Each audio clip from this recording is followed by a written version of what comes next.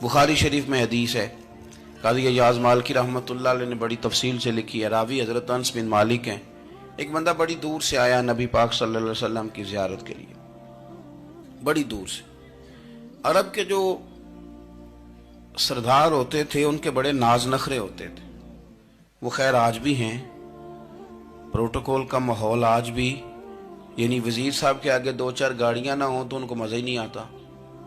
Police वाले आगे पीछे भागें तो हालांकि उनको नहीं पता कि जो पुलिस वाले आगे पीछे भाग रहे हैं ना, ये हुकूमत बदली तो गिरफ्तार करने भी इन्होंने ही आना है। लेकिन वो बड़ा मज़ा आता है जब लोग गाड़ी के पीछे भागते हैं। क्या बात है जनाब, बड़ी बात। और हमारी तबीयतों में पता नहीं कौन सी। तो नबी पाक सल्लल्लाहु अलैहि वसल्लम की खिदमत में वो शख्स बड़ी दूर से आया। तो अरब के बादशाहों का मिजाज था, प्रोटोकॉल बड़ा चाहते थे। उनका तो ये तरीका था कि हुक्मरानी करनी है जैसे भी हो। अगर किसी गुलाम ने धूप में बंधा रह गया, ऊंट और छांव में नहीं बांधा तो दुर्रे मारते थे, और अगर उसने खोल के बांध दिया तो फिर भी मारते थे। कहते थे इतना सियाना हो गया तो उन्हें पूछा ही नहीं, खुद ब खुद ही बांध दिया। वो शख्स हुजूर की बारगाह में आया और बहुत सारे लोगों के पास क्योंकि वो जाता था अपने सरबराह का पैगाम लेके, तो वो कांप रहा है जब हुजूर की बारगाह में गया, डर रहा है। अब जरा बात को समझना, नबी पाक सल्लल्लाहु अलैहि वसल्लम ने उससे फरमाया क्यों डरते हो, सादा आदमी है, देहाती है, बद्दू है। अल्लाह के रसूल ने थप की दी, क्यों क्यों डरते हो? तो कहते हुजूर मुझे आदाब नहीं आते और मुझे डर आता है, कोई बात अगर ऐसी हो गई आप मदीने की हुकूमत के सरबराह हैं तो कहीं आप नाराज ना हो जाएं। हजरत अनस बिन मालिक फरमाते हैं बात कहाँ की थी, पहुंच कहाँ गई। जब उसने ये कहा ना कि आप तो हुकूमत के सरबराह हैं, कहीं कोई गलती ना मुझसे हो जाए, तो नबी पाक की आंखों में आंसू आ गए। हुजूर रोने लगे और नबी पाक सल्लल्लाहु अलैहि वसल्लम फरमाने लगे ना भाई, तो किसी हुकूमत के सरबराह के पास नहीं आया ना, तू तो उस बेटे के पास आया है जिसकी माँ गोश्त के खुश्क टुकड़े खा के भी गुजारा कर लेगी। मैं तो एक गरीब माँ का बेटा हूं।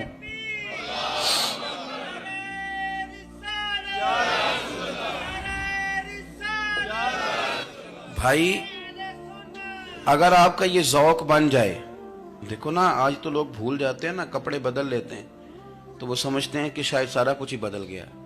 यानी गांव से आकर पढ़ने वाले भूल ही गए हैं कि किसकी माँ ने कितना जेवर बेचा। लोग भूल जाते हैं चीज़ों को।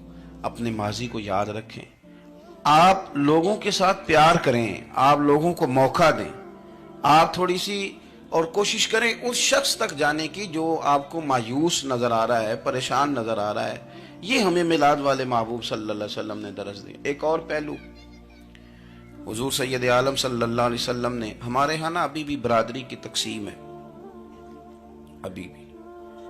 और कुछ मैंने ऐसे कमजोर लोग भी देखे, ये इस तरह की हरकतें हारे हुए लोग करते हैं। हारे हुए लोग जो अपने आप को समझते हैं कि मैं कोई बड़ा आदमी हूं। बड़ा आदमी तो अपने अखलाक से होता है, अपने किरदार से होता है, अपनी सखावत से होता है, लोगों से प्यार करने से होता है। बाकी ये कि बैठ के कहानी सुनाना कि मैं बड़ा कुछ करता हूँ, तो जो कुछ करता होता है उसे सुनाने की कोई ज़रूरत है। एक और बहुत सारे लोग आप ताज़ियत करने जाए ना वालिद के इंतकाल के बाद, तो उन बेचारों को बताना पड़ता है कि अब्बा जी मेरे बगैर दवाई नहीं खाते थे। तो मैं कहता हूँ अगर तेरे बगैर नहीं खाते थे फिर बताने की ज़रूरत नहीं, फिर तो सारे गाँव को पता होगा कि तेरे बगैर नहीं खाते थे। और अगर कोई दाल में काला है तो फिर तेरी वजाहत कोई बंदा कबूल नहीं करेगा। तो आपको बताना क्यों पड़ रहा है, और आप बार बार इस बात का जिक्र क्यों कर रहे हैं कि हम बहुत बड़े कबीले के हैं? साहब अगर आप बड़े कबीले के हैं तो पता होगा सारे इलाके को आप कितना लोगों का ख्याल करते हैं, आप किस कदर मोहब्बत करते हैं, आपका अंदाज़े करीमाना किस तरह का। फिर आपको बताने की कोई ज़रूरत नहीं होती, फिर खुद ब खुद खबर होती है। हजरत सैयदना अबू ज़र ग़िफ़ारी रदी अल्लाह तआला अन्हु, कबीला बनु गफ़ार एक बड़ी शाख थी कबीलों में से। जो लोग उस जमाने में मालदार कबीलों से ताल्लुक रखते थे उनमें से एक बड़ा नाम था। सारी जिंदगी चौधराहट की, लेकिन मिलाद एक इनकलाब का नाम है। मैं मिलाद मनाने वाले दोस्तों से गुजारिश करता हूं कि आप हर साल मिलाद मनाएं और हर साल मिलाद के बाद आप थोड़े बदल भी जाएं, यानी थोड़े से बदल जाएं। कुछ लोग कहें यार ये दाढ़ी मैंने ना 12 रबीउल अव्वल वाले दिन रखी थी, ये मेरी मिलाद वाली दाढ़ी है। और दाढ़ी रखें भी नबी पाक की मर्जी की। किसकी मर्जी की? ना नाराज हो जाए जे मैं टूर चला बस। किस मर्जी की जी? अपनी मर्जी के नहीं। दाढ़ी का वजन को नहीं होता कि पूरी मुट्ठी रखेंगे तो आपको कोई दिक्कत होगी, कोई वजन नहीं, पूरी रखें। जो हुजूर का तरीका मुबारक है, जो हमें मिलता है, उस पर आप तवज्जो फरमाएं। तो मैं जो बात अर्ज करने जा रहा हूं वो मिलाद इनकलाब है। हुजूर सैयद आलम सल्लल्लाहु अलैहि वसल्लम की बारगाह में आने से पहले लोग कुछ और होते थे और यहां से होके जाते थे तो फिर उनमें तब्दीली आती थी। मैं सारा दिन करामतें सुनाऊं ना किसी को अपने पीर साहब की और अपने घर में भी कि मेरे हजरत बड़े, मेरे उस्ताद बड़े, लेकिन बीवी के साथ अगर मैं तुर्श लहजे में बात करूंगा तो वो कहेगी ये सिखाते ने तेनों पीर साहब। दोस्त कहेंगे ये सिखाते हैं आप। तो आपकी कहानियां नहीं चलती, आपका किरदार चलता है। हजरत अबू ज़र गिफारी रदी अल्लाह तआला अन्हु फरमाते हैं, चूंकि मैं चौधरी था, सैयदना बिलाल हबशी रदी अल्लाह तआला अन्हु के पास में बैठा था। किसी बात में बात आगे बढ़ी और बढ़ते बढ़ते बात शकरंजी तक चली गई। राय के इख्तलाफ ने बातों में तलखी पैदा कर दी और जब थोड़े लफ्ज और तेज हुए तो मैंने उन्हें कह दिया, चुप कर, तू तो अबशन का बेटा है। किसके बेटे थे हजरत बिलाल? कहते हैं जब उन्होंने मुझे कहा तो मेरा दिल बड़ा टूटा, लेकिन मैंने इरादा किया कि मैंने हुजूर की बारगाह में नहीं अर्ज करनी। अब हर बात की हम हुजूर की बारगाह में शिकायत करें। लेकिन मैं जाके मस्जिद में बैठा और जब सरकार आए ना, इरादा नहीं था कि अर्ज करूंगा, लेकिन हुजूर का चेहरा देखा तो दुख मेरा खुद ही ताजा हो गया। रोने का भी तो तभी मजा आता है ना कोई अपना मिले तो। फरमाते हैं कि मेरे आंसू ना बगैर इख्तियार के छलक पड़े और मैं खुल के रोए, खुल के।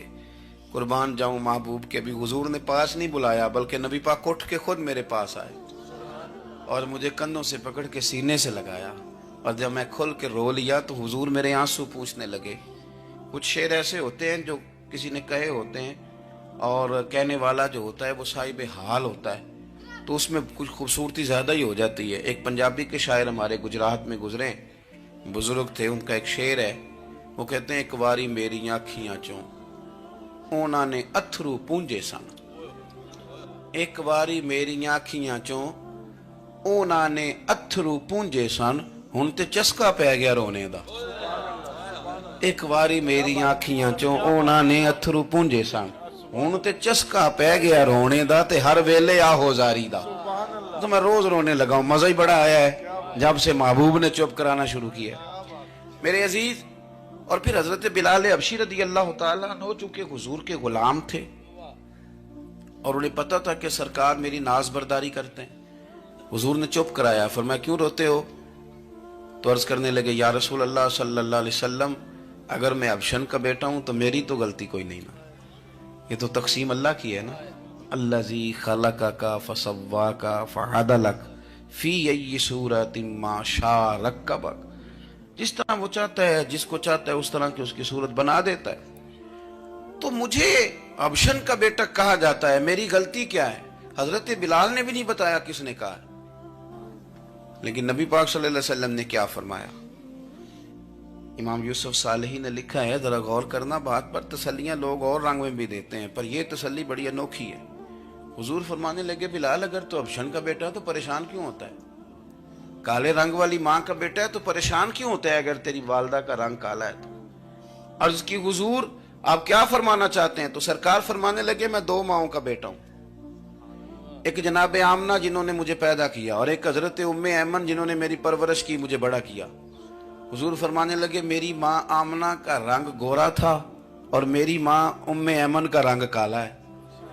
तो फरमाया, अगर तुझे किसी ने काले रंग वाली माँ का बेटा कहा तो उसे कह देना मदीने वाले महबूब के भी तो एक वालदा का रंग काला है, तो कह देना। हजरत बिलाल कहते हैं कि वो इस तरह की तसल्ली थी, तिफल तसल्लियां नहीं जिस तरह की हमें दी जाती, वो इस तरह की खूबसूरत तसल्ली थी कि उसके बाद मेरा दिल ऐसा ठंडा हुआ, फिर किसी का ताना ताना नहीं रहा, फिर किसी की तकलीफ नहीं रही।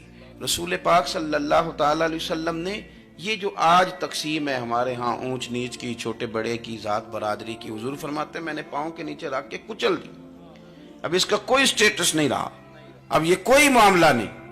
फिर मेरे भाई, एक मामला हमारे अंदर जो और बड़ी शिद्दत के साथ आया है और जिसने बड़ा जोर पकड़ा है वो ये है कि हम ना पढ़े लिखे लोगों से माजरत के साथ, पढ़े लिखे लोगों का भी एक मसला है, वो दूसरों को जाहिल कहना जरूरी समझते हैं, इल्ला माशाअल्लाह। میں اکثر کہتا ہوں کہ یہ تو آسان کام ہے نا، آپ نے کہہ دیا جائل نے جی سارے پنڈ والے، یہ تو بڑا آسان کام ہے، تو جان چھڑانے والی بات ہے۔ ان پڑھ ہیں جی اس قوم دا کچھ نہیں بن سکتا، بھی تو آسان کام ہے، جان چھوٹ گئی۔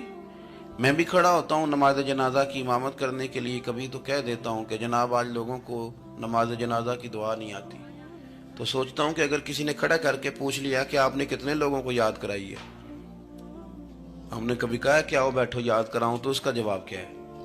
تنقید کرنا آسان کام ہے اور تعمیر کرنا یہ مشکل مرحلہ ہے۔ عزیز دوست، ہمارے ہاں نا ان پڑھ بندے کے ساتھ اور اس بندے کے ساتھ جس کی سوچیں محدود ہیں، ہمارا رویہ اتنا تلخ ہوتا ہے۔